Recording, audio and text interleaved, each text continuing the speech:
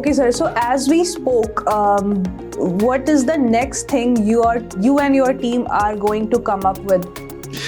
It's a very exciting question because, this is what really excites brains like us. And mostly the exciting things come into the research world and the clinical world. In the clinical world, we are just provided for publication a paper in which we are trying to find a new way of treating gallbladder inflammation, acute cholecystitis, which standard way of treatment is surgery. You go and just chop it out. But about 30% of the patient, they're non-surgical candidate, either too old, their heart cannot take anesthesia, there are so many issues. So those patients, they live with a tube and it's a painful life. So what we have come up with a protocol is we put a stent inside the gallbladder, which bypasses the cystic duct, which is the connection of the gallbladder, and goes into the duodenum. And we can take the outside tube out, and their chance of recurrence is very low. So that's a very exciting clinical side. On the research side, I am a part of, I have 2 labs. In one of the labs, I do device development, where we are done with the animal phase, where we have come up with a new surgical procedure for gastroparesis for diabetic patient and other immunological patient and neurological patient. They have their stomach go silent. So when they eat a little bit and they feel like the stomach is full. They can't propulse it. So we have devised with one of my colleagues in Harvard, the non-medical side. She's a PhD. We have developed a small needle-guided procedure where we put a couple of electrodes through the needle inside next to the stomach, and through that we can fire it at a desired rate so that the stomach can behave like normal. And that's still at the animal phase, but it's very exciting. The second thing the oncology research which I do is we are trying to figure out ways by which we can do a prognostic testing of cholangiocarcinoma from the extracellular vesicles, which is a nanotechnology based research. So I'm very excited about that because the prognosis of cholangiocarcinoma is very minimal. The median survival is roughly 11 months.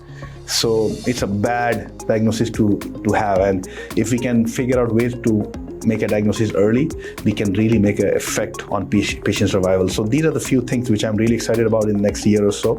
And hopefully things get successful and we make big indent to these disease processes.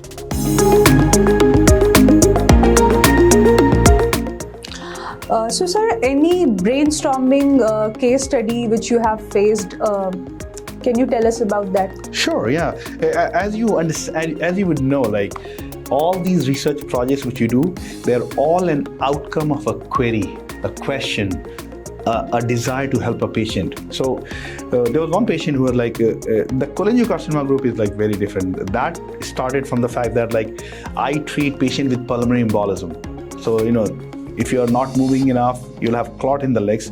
That clot can go into the lungs and you die within a couple of hours. And now the latest thing is our field goes from the groin, grabs the clot, takes it out, and you save lives.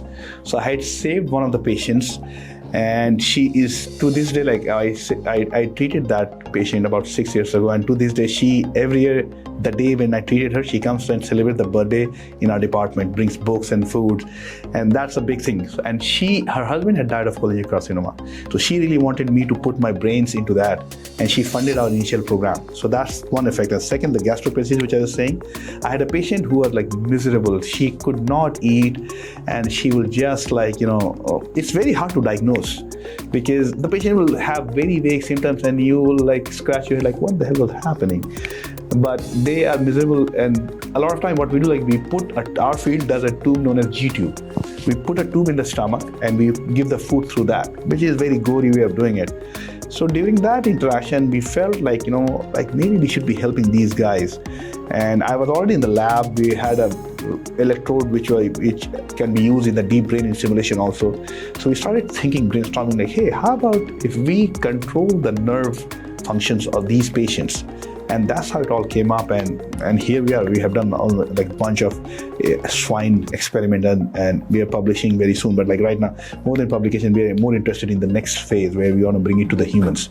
So all these things, like you see something, that's why you need to have a very cognizant, like awake brain, cognizant mind, receptive to people's problems. They're like, what can I do? How can I help?